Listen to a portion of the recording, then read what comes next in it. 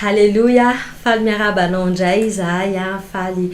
miditra ny isa-tokantrano ary faly indray mitoetra eto amin'ny fanatrehan'Andriamanitra manompo ary tonga soa ianao amin'izao fotoana izao inoako androany fa tsy tonga foana ianao satria ny fotoana rehetrarehetra dia tsy mandeha ho azy fa matoa Andriamanitra nitarika anao eto manana anjara teny anao indray izy amin'ity voalohany volana febroary 2022 ity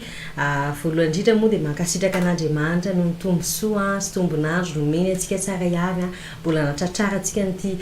volana vaovao ity mbola afahantsika mitoetra eo amin'ny fanatrehany amin'ity voalohany volana ity ary mankasitraka amin'ny Mpanompon'Andriamanitra ihany koa ny tenako ny amin'ny sehatra izay nomeny mbola afahana mivelatra amin'ny asa fanompoana anio moa tsy irery fa miaraka amin'ny Mpanompon'Andriamanitra pasteur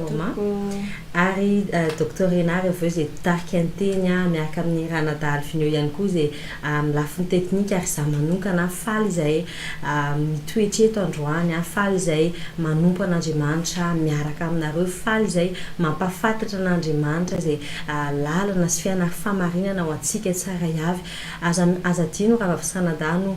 partage an'izao live izao aza dino fa maro amin'izao vaninandro izao amin'izao vanim-potoana izao ny olona izay mety anatin'ny fahasahiranana izay mety ketraka izay mandalo difficulté maro samihafa amin'ny fiainany fa Andriamanitra irery ihany no vahaolana ka mba zarazarao ampitiavana izao live izao aza tazonao anao irery ihany fitahiny ankehitriny alohana niboantsika ny fotoana anatin'ny mivavaka sy fisaoran'Andriamanitra ary nitory-teny izay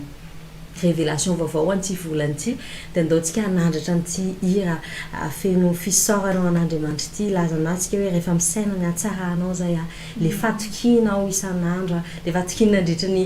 début an'ity taona ity mandraka ity ny androany ny fitantanany ny fijerevany mombany antsika ny fiarovany dia andao tena hisaotra anazy satria lehibe loatra izy. Halleluia. Rehefa misaina ny hatsaranao ny fatokinao isan'andro fantatro fa tsy hoe mendrikao ny andray fitiavana tonianao nefa